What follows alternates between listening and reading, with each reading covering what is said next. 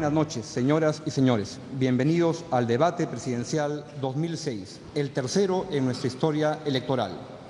Este debate se realiza gracias a la buena disposición de los candidatos en orden alfabético, el señor Alan García Pérez a mi derecha y el señor Ollanta Humala Tazo, quien va a estar a mi izquierda, ha tenido un contratiempo, intuyo, y debe estar llegando.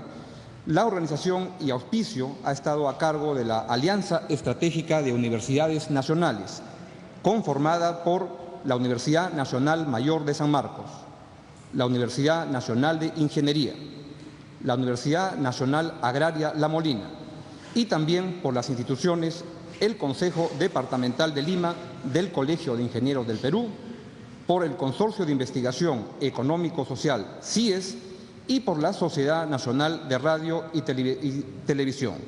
Nuestro agradecimiento a todas estas instituciones y, por supuesto, al Museo Nacional de Arqueología y Antropología del Pueblo Libre que hoy nos acoge.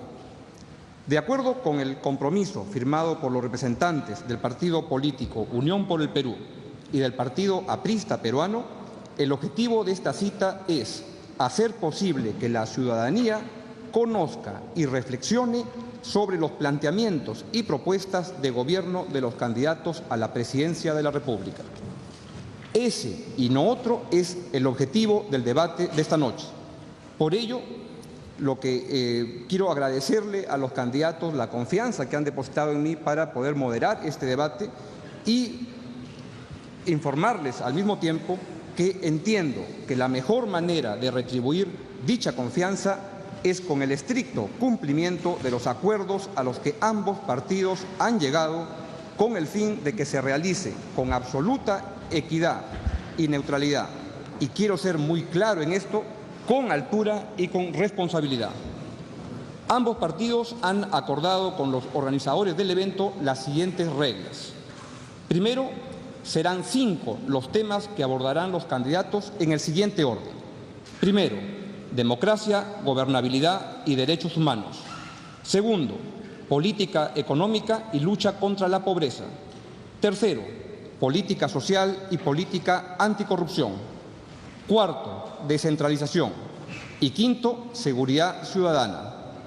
Segundo, para cada tema va a haber una exposición inicial de 3 minutos, una réplica de 2 minutos y luego una dúplica de 1 minuto cada uno. Tercero, el primer turno del primer tema lo tendrá el señor Alan García Pérez y luego este orden se va a ir alternando en los temas siguientes. Cuarto, habrá una exposición de cierre que durará hasta 1 minuto y que, de acuerdo con el sorteo realizado hace unos momentos, va a ser iniciada por el señor Ollanta Humala y culminada por el señor Alan García. Quinto, cada candidato ha tenido derecho a invitar hasta 10 personas, con las cuales me he reunido a su momento y les he informado que no está permitido dar ninguna manifestación de aprobación o de rechazo a lo expresado por los candidatos presidenciales. Sexto, a mi cargo va a estar la moderación de este debate, incluyendo la estricta administración del tiempo asignado a cada candidato, por lo cual, vencido este, se cortará el uso de la palabra. Los candidatos cuentan, además, con un sistema de semáforo que les va a permitir un trabajo mucho más fácil de las exposiciones. Finalmente, después de cada bloque temático, habrá una breve pausa comercial para retornar y continuar con el siguiente tema. Entiendo que en las últimas horas ha surgido una discrepancia sobre este asunto, lo cual yo lamento que no haya podido ser resuelta. Espero, sinceramente, que esto no vaya a empañar el debate. Señores candidatos, los millones de peruanos que están observando en este momento el debate, con atención y expectativa, demandan de ustedes una confrontación de ideas, respetuosa y responsable, por lo cual los exhorto a entregar su mejor esfuerzo en esa dirección. Serán finalmente los ciudadanos quienes van a evaluar sus presentaciones. Dicho eso, pasemos ahora sí formalmente al debate presidencial. El primer tema de la noche es democracia, gobernabilidad y derechos humanos. Tiene el uso de la palabra el señor Alan García Pérez durante 3 minutos. Muy buenas noches a todo el país, señor moderador, organizadores. Este debate, al cual finalmente llegamos después de algunos contratiempos, debió comenzar a las 8 de la noche, pero por causas que no son nuestras, pues estuvimos aquí a esa hora por respeto al país. Comienza con 20 minutos de retraso. Creemos que debe construirse una nueva democracia en nuestra patria, una democracia social, una democracia vinculada a las mayorías, como hasta ahora lamentablemente no la hemos tenido, pero una democracia que respete fundamentalmente las libertades de expresión, de reunión, que respete fundamentalmente el equilibrio de los poderes para garantizar la convivencia civilizada de nuestra patria y que impida el autoritarismo, que impida la verticalidad y el abuso. Creemos fundamental en eso el respeto a los medios de expresión, que son miles de radios, de periódicos, de canales de televisión en nuestra patria, y el respeto y la tolerancia para la crítica, que es fundamental en la democracia. Esos son los objetivos que constituyen nuestra democracia social, que es social porque se nutre de los valores fundamentales de dar a los ciudadanos derechos al agua, derecho al empleo, derecho a la educación, a la salud, derecho a la administración de justicia, derecho a poder vivir con tranquilidad y con seguridad. Para ello, debemos asegurar en los próximos años la gobernabilidad de nuestro país, que es garantizar un proyecto duradero, con autoridad y con firmeza. Pero solo habrá gobernabilidad si hay cambio. Y el cambio solo vendrá con crecimiento económico del país, gracias a la inversión nacional, a la acción del Estado y a la inversión extranjera para crecer 7% y convertir nuestra patria en un país piloto que supere a sus vecinos. En segundo lugar, el pueblo exige cambio en el sistema político para creer en la gobernabilidad de la patria. Y ese cambio no necesita una constituyente, sino la labor concertada de los próximos poderes para lograr que los sueldos se reduzcan, que se renueve el Congreso, que terminen los gastos exagerados, cambio en el sistema económico hacia el empleo de la agricultura y la pequeña y microempresa, y hambre cero, que es lo que pide nuestra población, analfabetismo cero, que es lo que debe tener como objetivo el trabajo del próximo gobierno. Esto es lo que nosotros planteamos para garantizar la democracia con libertad y garantizar la gobernabilidad. Gracias. Va a tener ahora la palabra durante 3 minutos el señor Ollanta Humala Tazo. Antes de ello, quisiera, por favor, señor Humala, la bandera peruana la apreciamos todos, pero no está permitido en aras de una imagen equitativa entre ambos candidatos, por lo cual, con todo respeto, le pido que, por favor, proceda a retirar la... Bueno, si está fuera del acuerdo, la retiro, pero si no está contemplada en el acuerdo, no la tengo por qué No, lo que tenemos es un acuerdo por el cual ambos podios tienen que estar limpios con la misma imagen. Pero la bandera nacional no es algo que nos avergüence. Yo lo sé, le pido, por favor, en aras de... En todo caso, usted retírala. Yo no la voy a retirar. Ahora sí puedo empezar mis 3 minutos. ¿Cómo no? Un momentito que voy a marcar. Muy bien. Tiene la palabra el señor Ollanta Humala por 3 minutos. Cómo no, muchas gracias. En principio la demora no se ha debido a mí, sino que hemos tenido unos simpatizantes apristas que nos han dado la bienvenida en el camino. Es la primera vez que participo en un proceso de esta naturaleza, en un debate, y la verdad que solo voy a hablar con la verdad. En principio, yo creo que este Estado, esta democracia, no representa ni al pueblo peruano ni los intereses nacionales. Creo que representa una minoría de peruanos que están concentrados que han concentrado el poder económico y que están amarrados con poderes transnacionales, con poderes económicos transnacionales, y que han atrapado al Estado, lo han privatizado y lo han extranjerizado. Nosotros los nacionalistas queremos nacionalizar al Estado.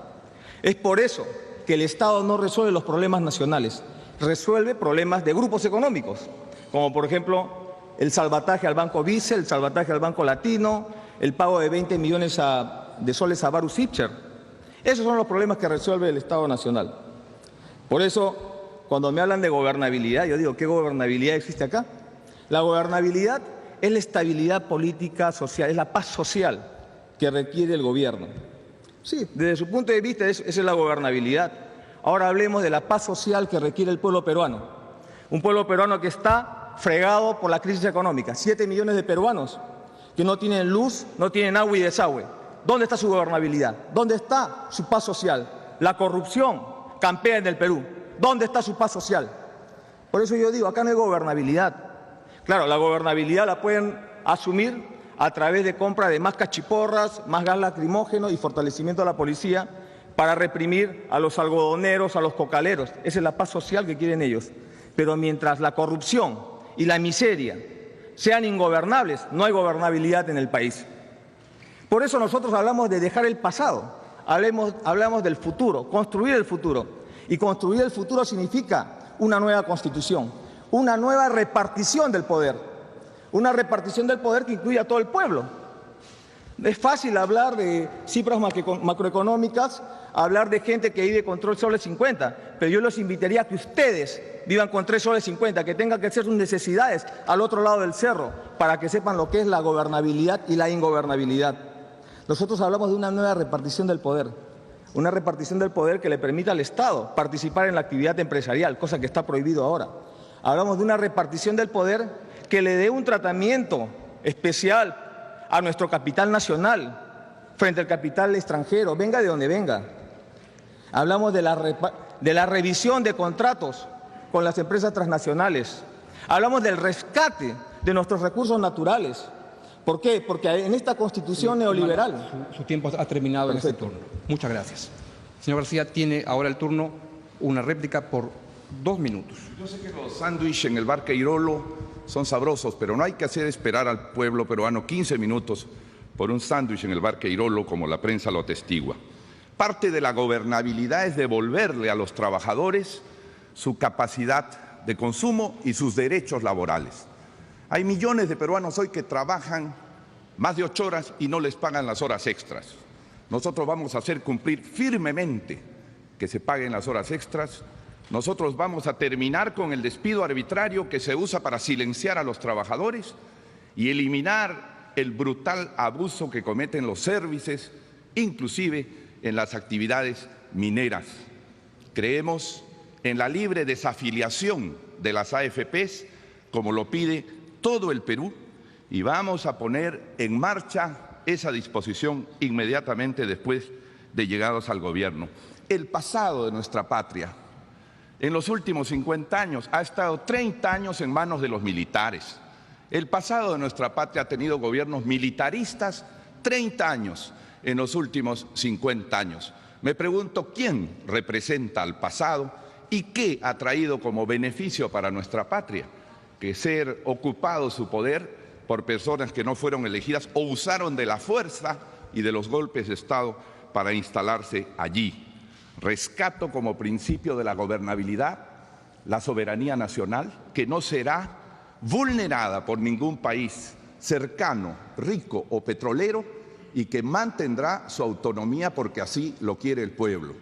Nosotros necesitamos proyectos concretos y claros para ver cómo construimos más empleo, para ver cómo satisfacemos los servicios de la población, y estoy seguro que en el curso de este debate podremos mostrarle al pueblo del Perú cuáles son nuestros planteamientos. Muchas gracias. Muchas gracias, señor García. Es el turno ahora del señor Ollanta Humala.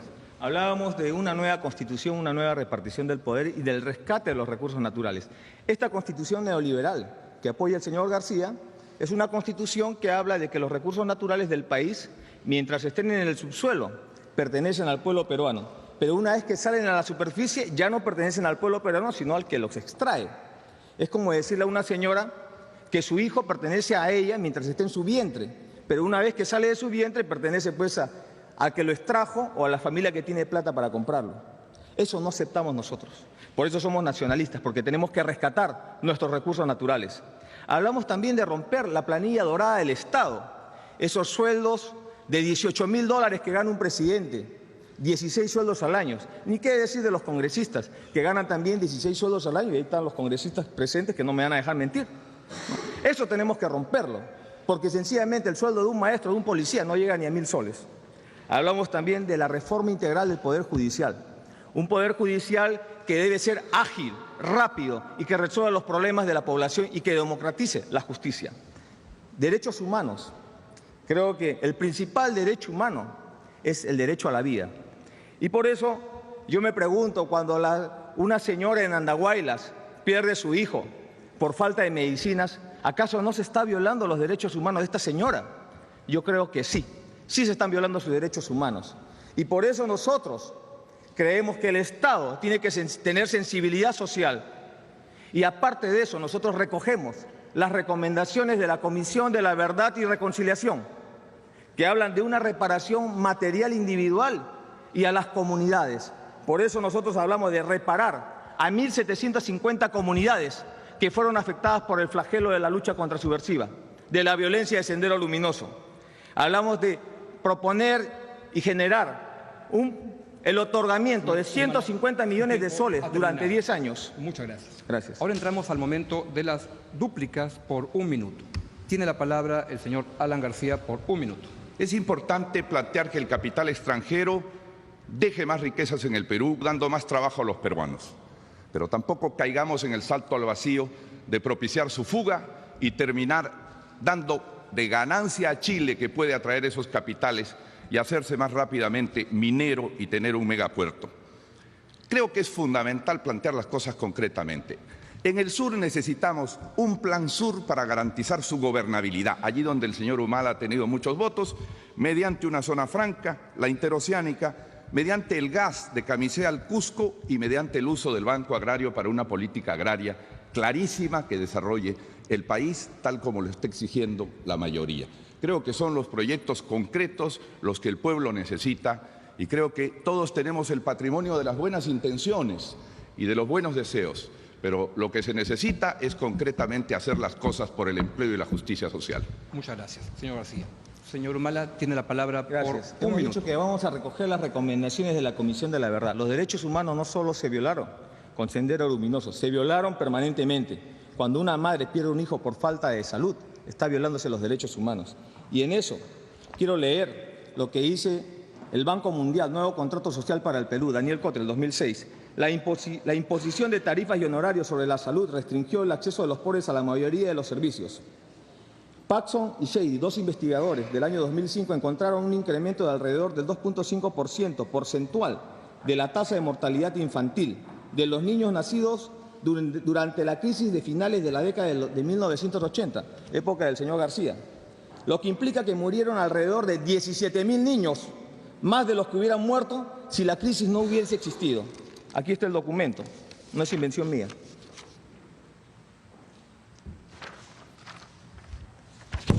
Entiendo que ha terminado su... Así es. Bien, muchas gracias, señor Humala. Con esto, pues llegamos al término del primer bloque, democracia, gobernabilidad y derechos humanos, y hacemos una breve pausa y vamos a volver con el segundo bloque, que es el de política económica y lucha contra la pobreza. Permiso, amigos.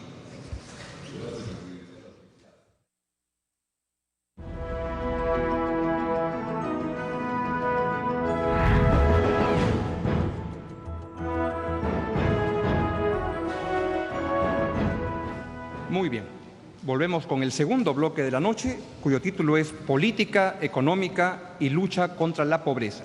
En ese turno, quien va a comenzar es el señor Ollanta Humala Tasso, quien comienza con 3 minutos. Gracias. Bueno, este modelo económico, a mi juicio, impide que cualquier crecimiento traiga desarrollo a través de la redistribución equitativa de la riqueza. Lo que ha traído es generación de una exclusión económica en el pueblo peruano.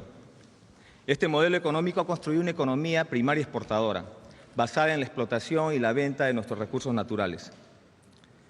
Es una economía donde las actividades productivas no están integradas ni articuladas y por eso son débiles las relaciones intersectoriales.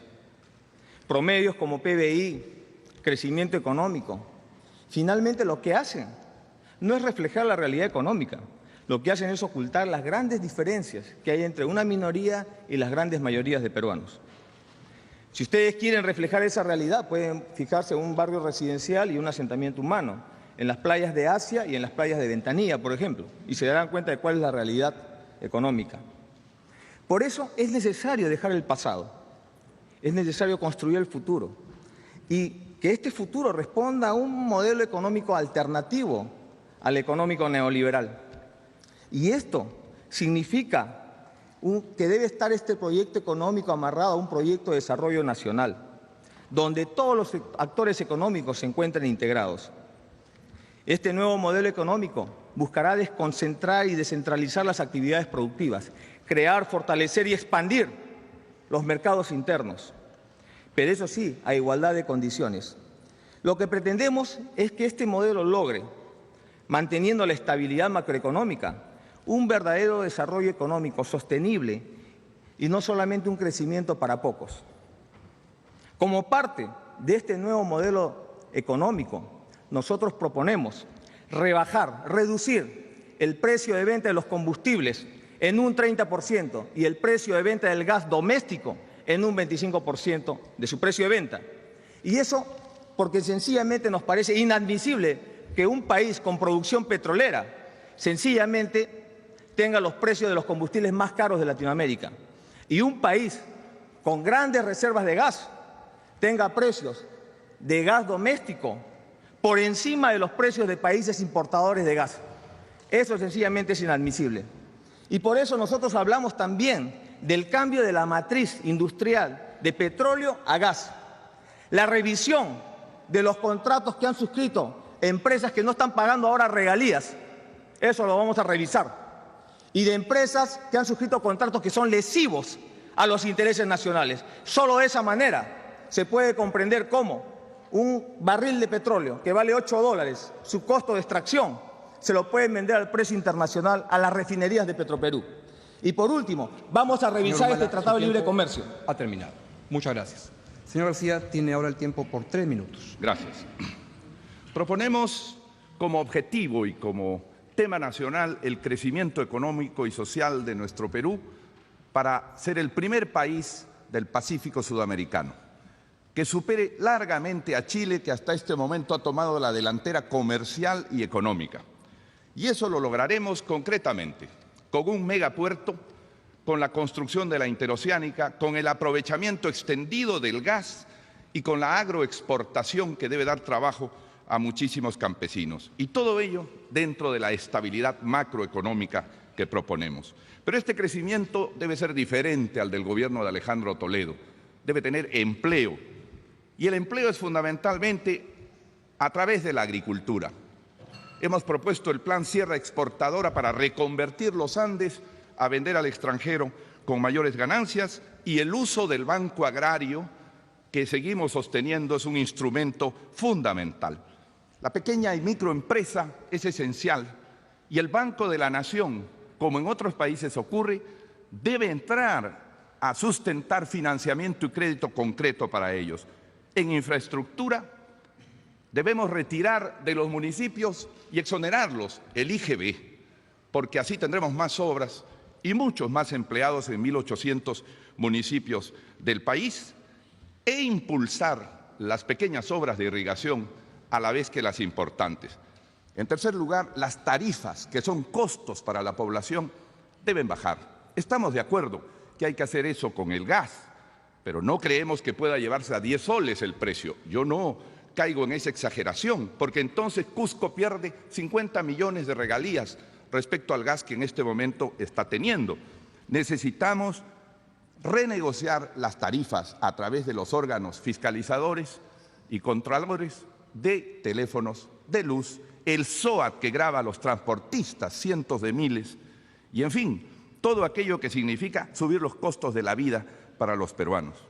Luchamos contra la pobreza con el programa Agua para Todos. En términos concretos, llevar agua en los próximos 6 meses a 500.000 limeños, cosa que es posible y absolutamente sensata.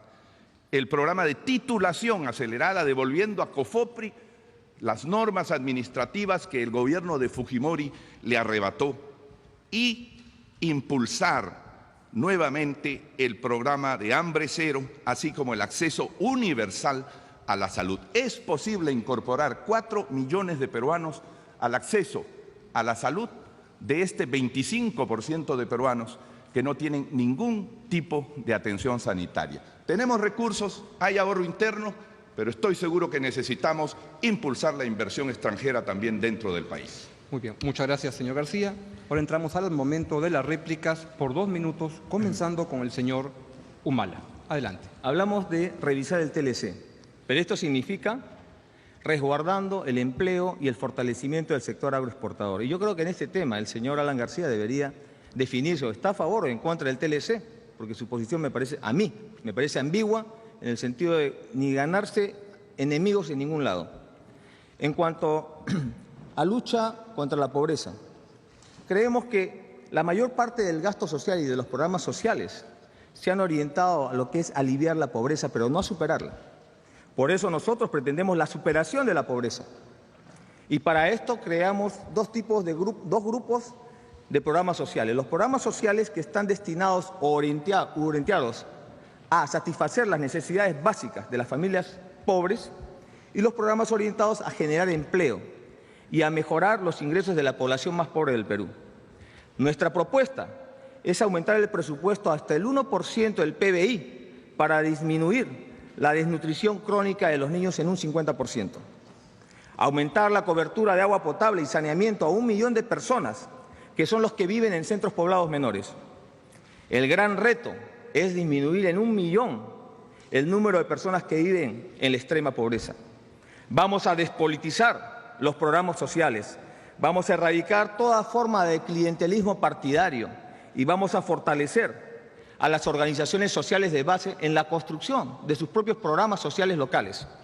Y para eso hemos hablado de la construcción del programa Ciudadano, un programa que va a permitir solucionar las necesidades básicas en nuestros asentamientos humanos de su población. El programa Mujer Empresaria y el de Jóvenes Emprendedores para generar pequeñas y microempresas. Muy bien, muchas gracias, señor Humala. Vamos ahora con el turno del señor Alan García, también por 2 minutos. Adelante. Parte de la política económica y social de lucha contra la pobreza es incorporar 2 actores importantísimos.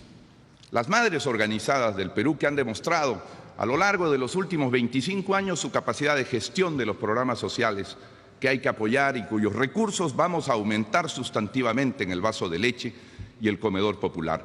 Pero las madres necesitan apoyo para encontrar trabajo, apoyo para dejar a sus hijos mientras trabajan, ser liberadas de la violencia familiar y sexual y tener posibilidad de incorporarse en mayor número a los cargos del Estado. Yo he propuesto, y mi oponente lo ha recogido y lo felicito, un gabinete paritario, mitad mujeres, mitad hombre, para dar ejemplo a toda la administración de cómo debe la mujer tener mayor protagonismo. Y el segundo tema es el de los jóvenes. A los jóvenes hay que convocarlos a través del Banco de la Nación en el programa Credijoven para los jóvenes emprendedores, pero también fortaleciendo el Instituto Nacional de Becas y Créditos Educativos para multiplicar por 5 las becas que actualmente damos. Es importante que se apruebe la ley del concejal joven para que de los 12.000 regidores que tiene nuestro país, en noviembre elijamos por lo menos 3.000 regidores de menos de 29 años para vincularlos así a la gestión política y pública de alto nivel. Y finalmente, convocar a los 10 mejores estudiantes de cada una de las 80 universidades del país a la administración pública, justamente para que la administración pública no tenga como requisito el carné del partido, de cualquiera de los partidos, no tenga como requisito la compadrería, sino que llame a los mejores, a los más esforzados y a los más eficientes. Creo que todo ello configura un cambio sustantivo de lucha contra la pobreza. Muy bien, muchas gracias, señor García. Ahora vamos con el momento de las dúplicas por 1 minuto, empezando por el señor Humala. Bueno, creo que el señor García no ha respondido todavía si está a favor o no en contra del TLC. Eso es algo que está puntualmente ahí. Y el otro tema que le preguntaría es si él está a favor o no del capítulo sobre recursos naturales de la Constitución que él firmó y que firmó Víctor Raúl Haya de la Torre, que los recursos naturales son del país, son del Estado Nacional y no son de los que extraen los recursos naturales. Eso es fundamental, porque allí está la madre del cordero, el capítulo económico de la Constitución del 93. Nosotros hablamos de un cambio constitucional y hablamos de retorno a la Constitución del 79 y una asamblea constituyente. Y eso implica rescate de nuestros recursos naturales, implica que los recursos naturales, oro, gas, petróleo, etcétera, son del Perú, no solamente, como dice la del 93, que cuando están en el subsuelo y cuando salen son del que lo extrae, sino debe ser como la del 79. La condición jurídica no cambia si están en el subsuelo o en la superficie. Eso se llama rescatar los recursos naturales. Señor Humala, muchas gracias. Y vamos con la última dúplica en este bloque con el señor García. Si quisiera no dejar pasar por alto algo. Es bonito, todos quisiéramos bajar el precio de la gasolina, señores transportistas. Pero si bajamos el precio de la gasolina 30%, el Estado deja de recibir 5.000 millones, que es exactamente lo que pagamos a cientos de miles de jubilados. Si queremos dejar a los jubilados sin sus pensiones, hagamos este tipo de procedimientos. Se puede bajar, pero no a niveles de exageración o de demagogia. Creemos fundamentalmente en la necesidad de que el Perú se abra al mundo, pero se abra con todas las seguridades. Y hemos planteado un fondo de compensación respaldado por bonos internacionales para que los campesinos, si tuvieran que competir internacionalmente, tengan la posibilidad de ser respaldados por compensaciones no de 120 millones, como ha dicho Toledo, sino por lo menos de 400 millones anuales, con lo cual se podrían compensar cualquier tipo de subsidios europeos o norteamericanos. Muy bien, muchas gracias, señor García. Esto ha sido el bloque Política Económica y Lucha contra la Pobreza. Vamos a hacer una breve pausa y volvemos con el tema 3, Política Social y Anticorrupción. Volvemos, amigos.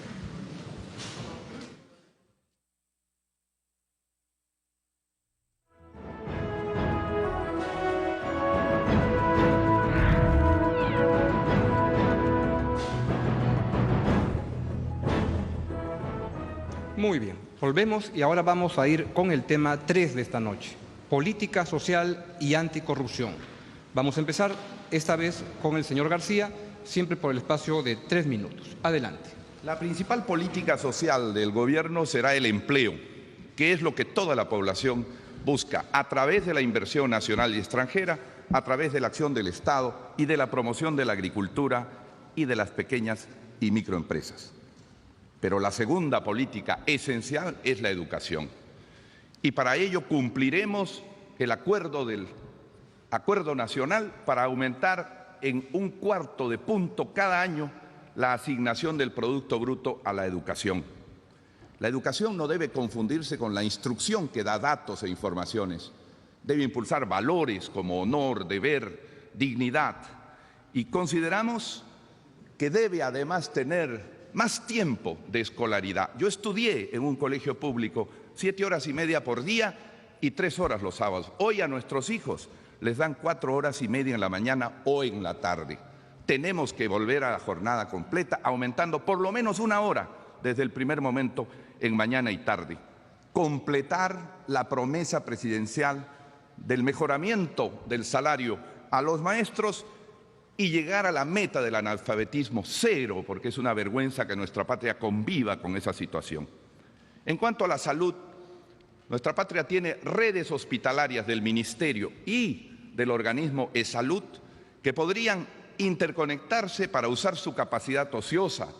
Esperan los pobladores meses por una operación y las salas y quirófanos no se usan en las tardes, los sábados y los domingos.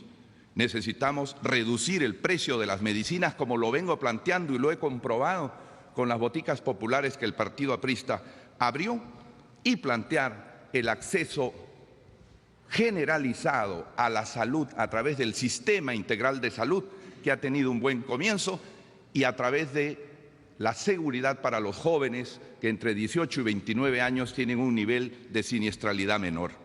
Vivienda es el tercer tema. Hay que continuar lo que ha sido bueno, Mi Vivienda y Techo Propio. Y lanzaremos el proyecto Fernando Belaúnde Terry para construir una ciudad modelo que tenga 20.000 viviendas para los pobladores de Lima y simultáneamente en otras ciudades.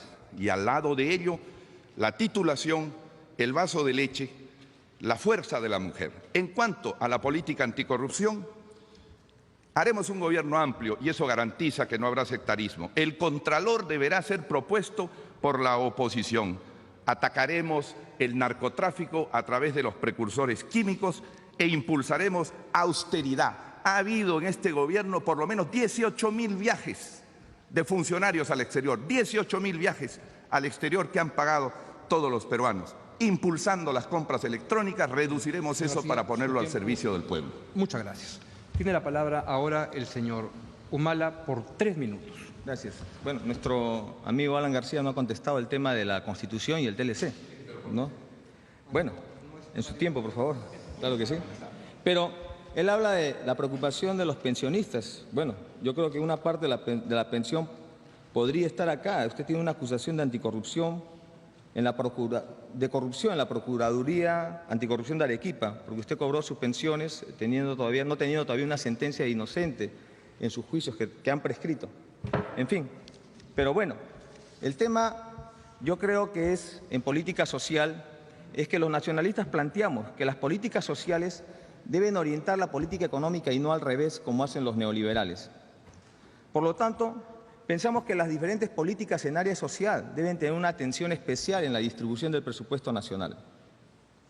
Las políticas de empleo en un gobierno nacionalista fomentarán la oportunidad del trabajo y resguardarán los derechos laborales fundamentales, como es el derecho a las 8 horas de trabajo y el pago de horas extras.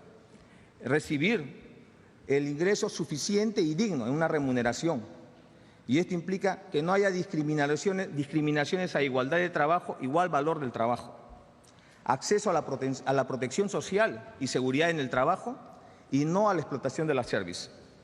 Reorientaremos la inversión pública en infraestructura de proyectos rentables que generen empleo.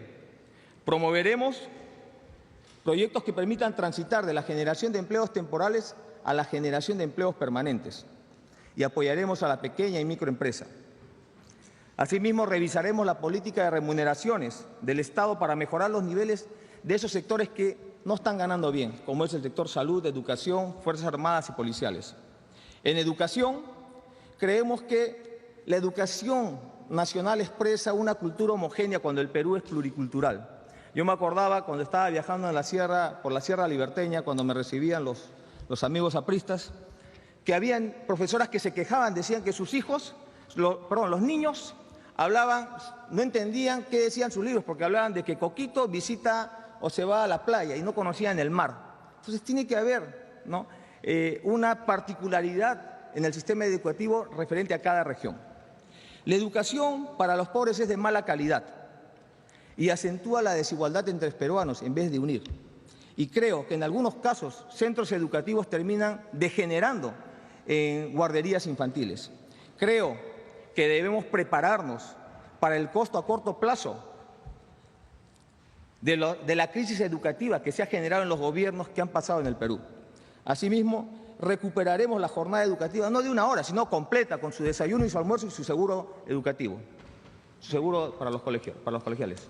Muchas gracias, señor Humala. ¿Cómo no? Vamos ahora al turno de las réplicas, empezando por el señor García. Las políticas sociales necesitan financiamiento concreto.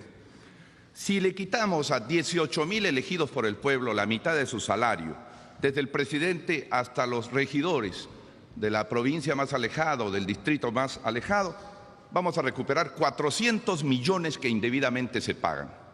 Si disminuimos desde ahora la publicidad exagerada televisiva que hace Palacio de Gobierno, que gasta 250 millones, y la de otros ministerios, podemos ahorrar otros 400 millones.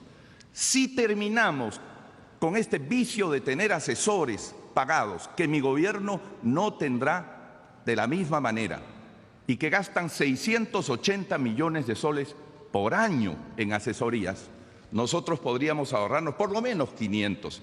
Allí hay dinero suficiente para financiar el vaso de leche, los comedores populares, el proceso de titulación, la ayuda a la equidad de género de la mujer. Eso es parte de la austeridad, que a su vez es parte de la anticorrupción que se propone. Yo quisiera decir, ya que se tocan temas personales, mejor no hablemos de sueldos, porque ganar en 2 años $300.000 como agregado en París y en Seúl resulta verdaderamente escandaloso para los peruanos. $300.000 son 1.500.000 o 1.000.000 de soles que se entrega en 2 años, y eso es mucho más que lo que gana un parlamentario. Por consiguiente, creo que de eso no debíamos hablar. Y en cuanto a la Constitución, la firmé para que saliera una dictadura militar, y estoy seguro que esa Constitución del 79 por la que voy a luchar y pelear, para que se restituya, no va a permitir ninguna dictadura ni autoritarismo. Su turno. Gracias. Y por tanto ahora lo que corresponde es el turno del señor Humala por espacio de 2 minutos, empezando ahora. Bueno, estábamos hablando de educación y decimos que vamos a garantizar el saneamiento de agua y desagüe en los centros educativos. Asimismo, vamos a llevar a cabo el programa educativo Analfabetismo Cero y vamos a cumplir con eso, vamos a solucionar el problema de 3 millones de peruanos que son analfabetos. En cuanto a salud, hablamos de una cobertura universal, fortaleciendo el concepto de la solidaridad, donde familias pudientes puedan, con su aporte voluntario, coberturar a familias que no tienen la posibilidad de asegurarse. En cuanto a pensiones, reconoceremos los derechos adquiridos de nuestros pensionistas y defenderemos la libre desafiliación de las AFPs. En política anticorrupción, creemos que la principal institución en el país es la coima y la corrupción. En una democracia como la que tenemos, todo el sistema económico-político están corroídos por la corrupción y los principales corruptos son los que detentan el poder. Jamás se ha perseguido a los grandes corruptos, siempre a los pequeños. Expresidentes que salen de su gobierno con cuantiosas propiedades y permiten que juicios de corrupción en agravio del Estado prescriban. Eso no va a pasar en nuestro gobierno. Vamos a eliminar la prescripción y quisiéramos incluir en este caso gentilmente al señor García para que tenga la oportunidad de limpiar su honor, que está cuestionado por el tema de una prescripción. Promoveremos una gran cruzada nacional anticorrupción que comprenderá la auditoría a todos los gobiernos regionales. Vamos a reactivar este centro de reclusión conocido como el CEPA, que se caracterizará por el trabajo en el cultivo de la tierra y las actividades de colonización de frontera por parte de los presos, y allí irán, en principio, nuestros funcionarios corruptos. Así que no se vayan a sorprender si en el corto plazo pudieran ver expresidentes o altos funcionarios emprendiendo un programa que nosotros le llamamos de selva emprendedora, para construir desarrollo y construir posibilidad, ¿no?, económica en las zonas de la selva. Ha terminado. Muchas gracias, señor Humala. Tiene ahora, vamos a las dúplicas, que es 1 minuto cada una, empezando por el señor García. Parece que el debate y la polémica están cayendo de nivel, señor moderador. Quisiera mencionar el tema siguiente. El fondo del asunto es si nuestro país tiene capacidad de ahorro interno para intentar, solo él, generar más empleo, generar más desarrollo. Yo creo que el señor Chávez es el único que en Sudamérica puede hacerlo porque tiene 70.000 millones de dólares y quiere orientarnos por eso, pero nosotros no los tenemos. Y si China, México o Chile crecen con más velocidad, es porque saben atraer los capitales y negociar mucho mejor con ellos que lo que ha hecho el doctor Toledo, que ahí está el problema. Cuando se quiere aplicar una política de estilo Evo Morales en el Perú, lo único que se va a generar es más desempleo, más confrontación entre peruanos. Definitivamente no habrá la interoceánica, porque nadie va a poner un sol en crédito para la interoceánica o para Angostura en Arequipa o para obras como la irrigación de Olmos. Necesitamos más realismo en los temas. Muchas gracias. Tiene ahora la última dúplica de este periodo, el señor Humala, por espacio de 1 minuto. Bueno, apoyaremos decididamente la gestión del Procurador Anticorrupción y propondremos al señor Héctor Vargas Saya que asuma la dirección del sistema anticorrupción, un hombre que ha combatido la corrupción en el seno del Partido Aprista. Y por si acaso, no vamos a dar libertad a Vladimiro Montesinos. Y la pregunta es, después de haber visto todo en estos días, ¿por quién votará Vladimiro Montesinos si es que votara? ¿Nada más? Con eso vamos a dar por culminado el tercer bloque, política social y anticorrupción. Vamos a hacer una breve pausa y volvemos con el bloque descentralización. Adelante.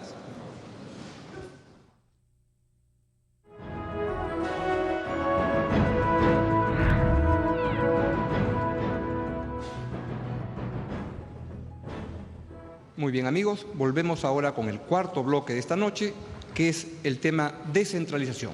Ahora vamos a empezar por el señor Humala. Tiene la presentación por espacio de 3 minutos. Adelante, señor Humala. Si preguntáramos a un ciudadano de Nambaye, por ejemplo, o de San Ignacio, ¿qué es la regionalización? Él respondería, no sé, pues de repente es un plato típico, ¿no? ¿O para qué sirve? Si me soluciona mi problema de chamba, me soluciona mi problema de mercado, ¿qué es lo que me soluciona? Pero si le respondemos, no te va a solucionar nada de eso, entonces no tiene sentido la regionalización. Yo creo en la descentralización del país a través de las regiones y creo que yo le respondería que sí le vamos a solucionar el tema de chamba, el tema de mercado, el tema de seguridad, educación, etcétera. ¿Por qué? Porque nosotros decimos que tiene que haber una regionalización transversal en el país. Esto es dentro de un horizonte estratégico. Una regionalización que permita democratizar el poder económico y el poder político, las decisiones que lleguen a las regiones, que lleguen a los pobladores. Eso significa que crearemos en un horizonte estratégico gobiernos regionales en los cuales el gobierno regional y el gobierno nacional trabajen de la mano para construir vías de integración multimodal, carreteras, vías férreas, ponerle un aeropuerto con categoría internacional a cada región para que genere turismo, crear un mercado regional, darle un contexto geoeconómico a estas regiones y de esa manera solucionarle a cada una de las personas el problema de chamba, el problema de mercado, el problema de educación, seguridad. Eso creo que es una buena regionalización. Y para eso tenemos que desechar las medidas del pasado, como fue la del señor Toledo, en la cual hizo a cada departamento una región. Nosotros nos hemos reunido con la gente del Callao y les hemos dicho, vamos a defender sus derechos de provincia constitucional, pero queremos darle un rango de región. Además, queremos en este proceso de regionalización darle un carácter público a la televisión estatal. Ojo, señor Bruce, que están acá ponchándonos, ¿no? Esta televisión va a dejar de ser del Estado, va a dejar de ser del partido de gobierno, va a tener un carácter público. Y además de esto, vamos a equilibrar el presupuesto nacional con el presupuesto regional. Ahora está 70% para Lima, 30% para las regiones. Vamos a igualar 50-50. Pero ojo, tal vez esos presidentes regionales, primera vez que vean tanto dinero y les vaya a crecer las uñas. Inmediatamente los investigamos y si son culpables se van también al cepo. Así que mucho cuidado, tenemos que crear sistemas, mecanismos de veedurías, de rendición de cuentas, de fiscalización de la misma población y de los medios de comunicación. Asimismo, queremos incrementar el presupuesto del Fondo Común del 2% al 3% del IGB y eliminar las subprefecturas y prefecturas. Con eso ahorraríamos 50 millones de soles que irían a esas regiones. Muchas gracias, señor Humala. Tiene ahora el turno el señor García, también por espacio de 3 minutos. Adelante. Al terminar su anterior exposición, el señor Humala cometió la imprudencia de preguntarme si yo dejaría libre al señor Montesinos. Yo simplemente voy a decir que es él el que lo dejó libre cuando el día mismo del viaje del carisma protagonizó un extraño y circense semilevantamiento en el sur que ahora aparece claramente desmentido por todos sus actores y hasta por el propio Montesinos. Creo que la descentralización es importantísima y ha sido el objetivo del APRA y agradezco que se use el concepto de regionalización transversal que está en el plan de gobierno del APRA de 1930. Pero hay que decir algo, en el gobierno de Alejandro Toledo no ha habido un verdadero proceso de regionalización ni de descentralización. No se les han dado atribuciones. Solo el 5%, 5 de cada 100 soles de lo que tienen los gobiernos regionales es para hacer inversión. Lo otro es para planillas que les han encargado pagar por parte del gobierno nacional. No ha habido pues un verdadero proceso. Y lamentablemente la dictadura fujimorista interrumpió la descentralización transversal que había comenzado el régimen aprista en 1988. Proponemos descentralización fiscal, que las empresas que extraen y trabajan en una región tributen en esa región. Proponemos el aumento del canon, incorporando al canon otros impuestos que ahora no. Por ejemplo, el impuesto de salarios y planillas a los trabajadores. Proponemos descentralizar el famoso Sistema Nacional de Administración o de Inversión Pública que ha bloqueado en estos años desde el Ministerio de Economía el uso de los recursos. Por eso dicen, las regiones tienen dinero pero no saben usarlo. No es así. Las regiones quieren usarlo y el Ministerio de Economía dice, no lo uses porque yo no califico tu proyecto.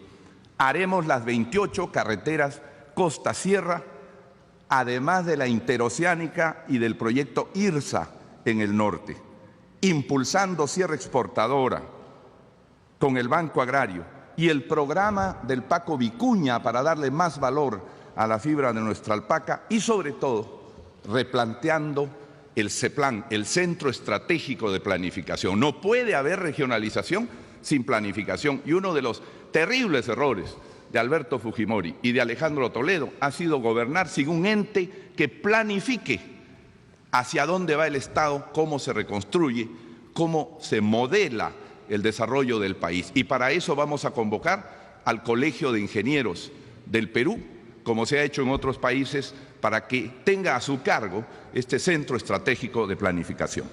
Muy bien. Muchas gracias, señor García. Vamos a pasar ahora al momento de las réplicas, empezando por el señor Humala por espacio de 2 minutos. Adelante. El señor García ha hablado de Montesinos. Yo simplemente haría recordar a Agustín Mantilla, secretario personal del señor Alan García, viceministro del Interior en el periodo de gobierno del señor García, ministro del Interior en el periodo del señor García, secretario personal del señor García, secretario general del APRA. Este señor está pescado en un Vladivideo recibiendo $30.000 de Montesinos. Tiene una cuenta millonaria de $6 millones, que sencillamente está pagando cárcel porque, bueno, no dice de quién será esa cuenta. Pero en todo caso, si hablamos de vínculos con Montesinos, yo creo que allí hay un problema, hay una piedra en el zapato para el señor García. Y creo que en aras de la democracia debería, y en aras de la transparencia debería decir si le va a dar libertad o no. Porque hemos visto una declaración el día de ayer bastante ofensiva, era un misil que quería destruir a Ollanta Humala, ¿no? Y la pregunta es, ¿por quién votaría Vladimiro Montesinos si pudiera votar, ¿no? ¿Por Ollanta Humala o por Alan García? Esa es la pregunta que hay que resolver. Y el tema también pasa porque se ha dicho mucho que Ollanta Humala, montesinista, etcétera, ¿no? O sea, Montesinos se volvió loco, pues, ¿no? Se supone que si Ollanta Humala era montesinista, ahora lo va a echar antes de que llegue a la presidencia, que se suponía le iba a dar la libertad. Yo desde acá les digo al señor Alan García y al pueblo peruano que yo no le voy a dar libertad al señor Montesinos. No sé qué dirá el señor Alan García en todo caso. En este momento vamos a cortar el tiempo y vamos ahora con el momento de las réplicas del señor García por 2 minutos. Adelante. El problema de un gobierno democrático no es que una persona que manda diga yo le doy libertad o no le doy libertad. Eso es militarismo. Es el Poder Judicial y la Corte Suprema quienes tienen que decidir el destino de las personas. Ahí está la esencia, la semilla del autoritarismo al estilo Chávez. Yo le doy, yo no le doy. Eso no es así en un gobierno democrático. Creo que, dejando de lado los problemas del señor Montesinos con el señor Humala, que tampoco hemos querido tocar en este tema, hay que profundizar el proceso de descentralización, no solo el de regionalización. Hay 1.800 municipios y además centros poblados menores que están demostrando gran eficiencia en el gasto con generación de empleo y capacidad. Nuestra propuesta es que se les exonere del IGB para que las obras de asfaltado, pistas y veredas, para que las obras de agua potable puedan utilizar el íntegro del dinero y no tengan que pagar 19% de impuesto general a las ventas. Así vamos a generar empleo en todos los municipios. Debe entregarse a las regiones y a los municipios la integridad de los programas sociales. El PRONA, FONCODES, son programas que tienen que ser gestionados directamente por los municipios. Y más aún, los municipios provinciales, los municipios distritales y los gobiernos regionales tienen que ir entrando ya a la gestión concreta de la educación y de la salud, porque el principio de la descentralización es que el que dirige y el que supervisa tiene que estar al lado de la obra y al lado de los servicios que se prestan. Creo que de esa manera completamos un proceso de descentralización que tiene que duplicar en estos 5 años lo que se les da a los municipios y lo que se entrega a las regiones. Gracias, señor García. Ahora empezamos las dúplicas con el señor Humala por espacio de 1 minuto. Adelante. Bueno, efectivamente, Hemos escuchado al señor García, pero hay que recordar que el presidente puede indultar. Entonces, sería bueno saber si lo va a indultar a Montesinos. En todo caso, nosotros creemos en la regionalización del país. Creemos de que tenemos que dar poderes políticos que tomen decisiones políticas y decisiones económicas al interior del país. Tenemos que descentralizar el país porque el país está concentrado en la capital y en las zonas de la costa. Estamos hablando de una regionalización en la cual vamos a crear un presidente regional elegido democráticamente y no de manera asambleísta como se hizo en el pasado. Un presidente elegido democráticamente que tenga a su administración, que tenga pues los poderes administrativos y políticos y también militares. Por eso hablamos de que las regiones militares también tienen que adaptarse a las regiones políticas administrativas del país. Muchas gracias. Eso es lo que queremos nosotros. Gracias, señor Humala. Vamos ahora con el último turno de este bloque. Por un minuto, el señor García. Quisiera insistir en el tema de fondo porque nos estamos perdiendo en asuntos policial-judiciales. Lo fundamental es que aumentemos la cantidad de recursos que tiene nuestra población, pero impulsando desde el Poder Ejecutivo proyectos concretos que tiendan a ello. Tenemos un programa de electrificación rural que es sustantivo y que podemos aprovechar ahora que la generación eléctrica a través del gas va a permitir bajar el precio. El Perú, a través de la descentralización, debe liberarse de los precios internacionales del petróleo. Producimos solo la mitad. Vamos a la agricultura del etanol y vamos a la energía del gas. Esas son formas concretas de descentralización a la vez que apoyamos institucionalmente a los municipios y a los gobiernos regionales. Gracias, señor García. Esto fue el bloque 4, descentralización. El bloque siguiente es seguridad ciudadana, que viene después de un breve corte.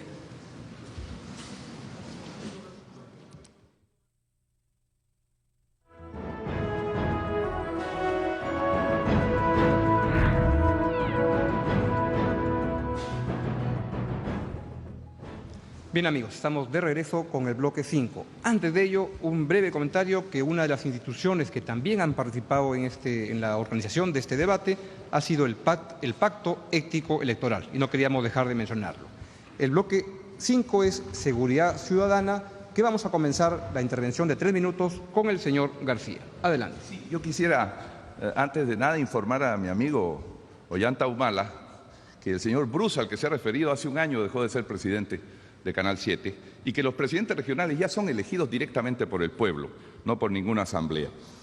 Política de seguridad es lo que pobres, clases medias y ciudadanos favorecidos exigen del gobierno, porque la democracia no debe ser débil, debe ser severa, debe establecer orden y autoridad, y creo que eso es lo fundamental y lo que ha faltado durante el gobierno de Alejandro Toledo.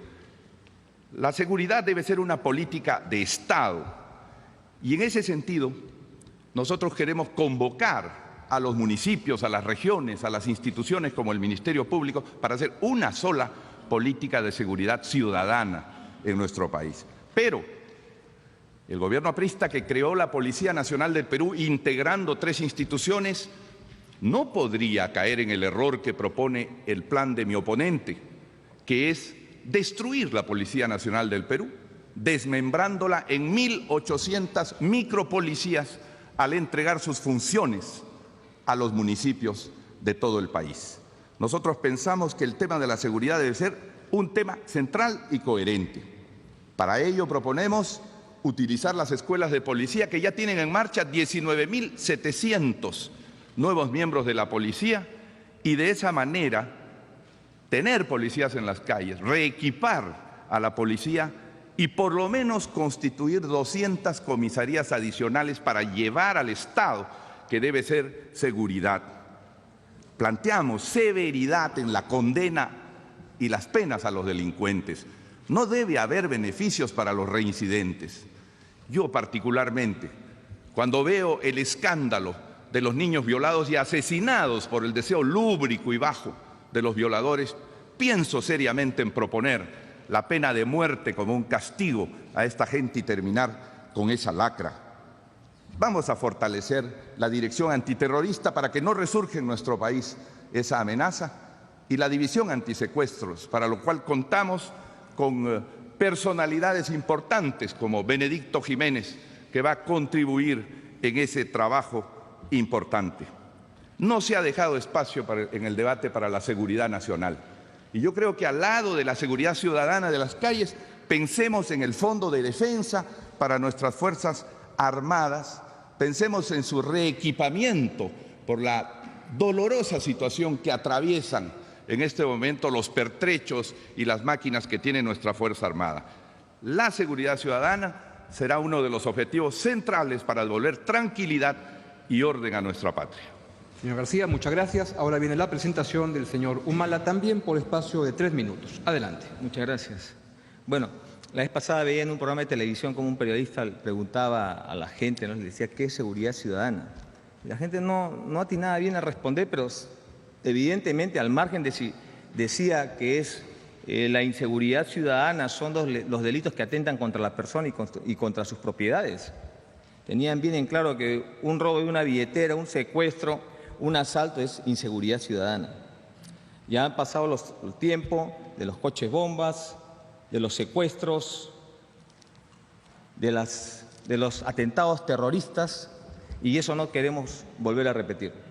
Dejemos atrás la violencia, los grupos paramilitares tipo Rodrigo Franco, que fueron de la época del señor Alan García.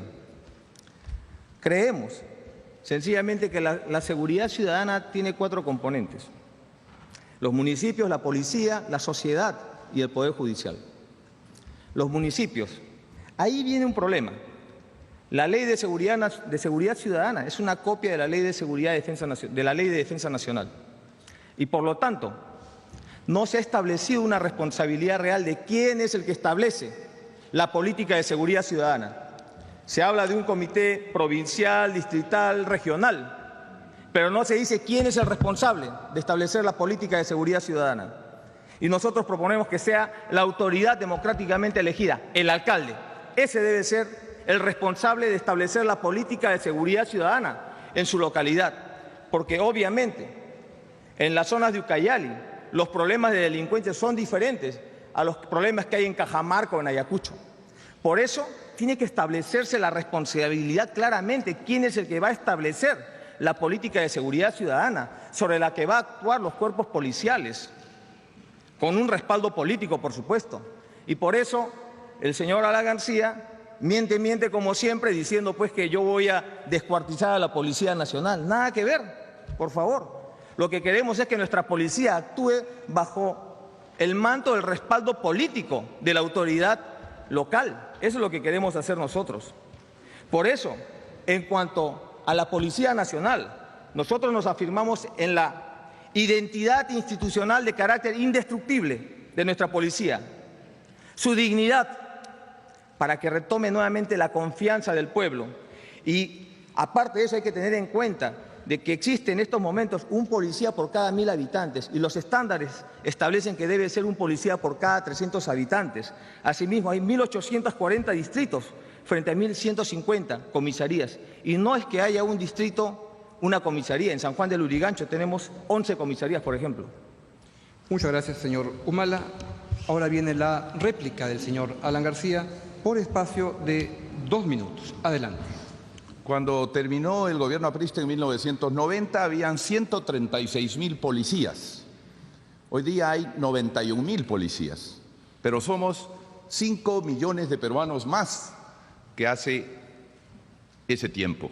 Nosotros necesitamos con urgencia implementar medidas por las cuales incorporar nuevos policías y sacar policías de labores administrativas a las calles a través de un servicio civil que pueda hacer esas labores administrativas y distribuir muchos más policías en las calles.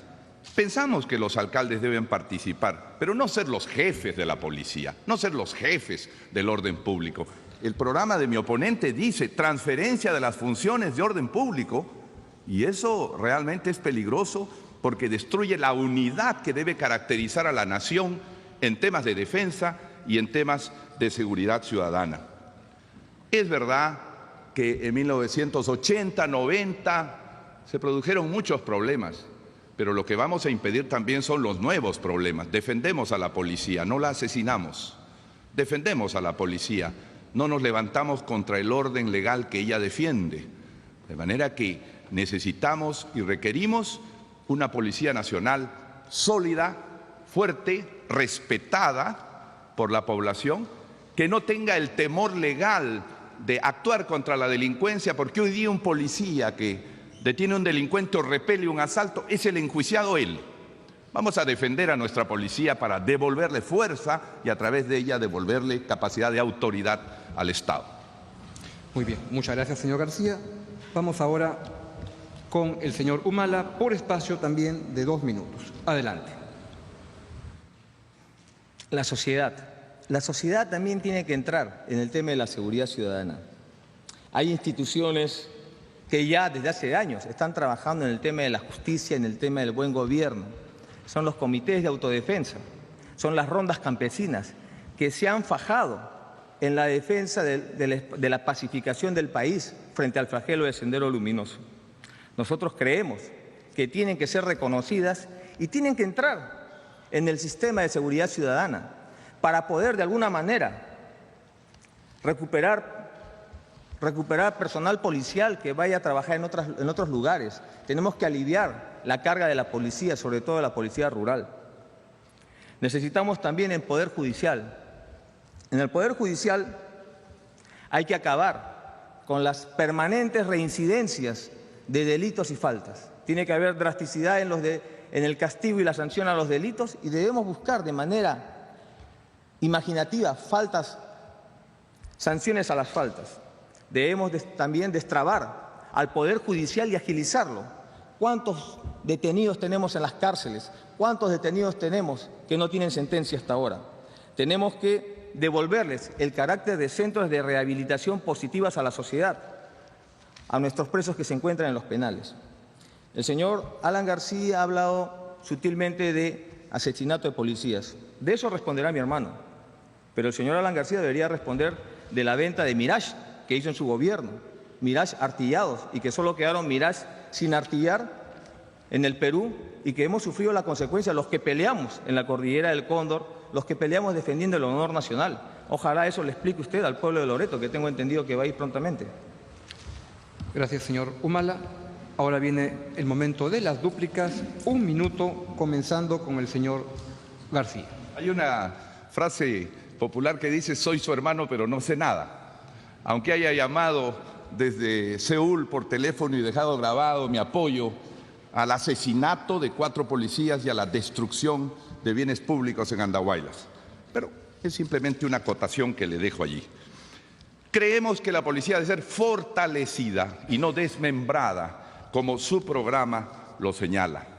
Y creemos que tampoco deben existir esas rondas de autodefensa o comités de autodefensa que se están planteando en el programa y que resultan más bien una copia de los célebres comandos o comités de defensa de la revolución que existen, por ejemplo, en La Habana. Ese tipo de organización de la población para fines políticos o pretexto de seguridad no podemos dejarlo pasar. Creemos, en fin, que es fundamental afirmar y garantizar la seguridad ciudadana con los instrumentos democráticos. Última dúplica de este bloque, el señor Humala, por 1 minuto. Yo creo que no debemos confundir la seguridad ciudadana con los fantasmas que tiene el señor García en su cabeza sobre posibles ejes. En seguridad ciudadana, por ejemplo, está el tema del grupo Rodrigo Franco, que en un momento llegó a secuestrar a la hija, creo, ¿no?, de la señora Susana Villarán, en un momento en que su esposo estaba investigando al grupo Rodrigo Franco y eso quedó ahí. Yo creo que eso es más importante que los fantasmas que tiene el señor García. Nosotros somos nacionalistas y vamos a defender la soberanía nacional. Así no le gusta el APRA, lo vamos a defender. Así no le guste a los grupos económicos importantes que han atrapado nuestro Estado. Nosotros vamos a rescatar nuestros recursos naturales, vamos a rescatar nuestro Estado para que sirva a los intereses nacionales y no a los intereses de grupos económicos en los cuales ya se alineó el señor Alan García. Muy bien, gracias, señor Humala. Esto ha sido el quinto bloque, Seguridad Ciudadana. Debemos hacer una breve pausa y volvemos ahora sí con las palabras de cierre de cada uno de los candidatos. Ya volvemos, amigos.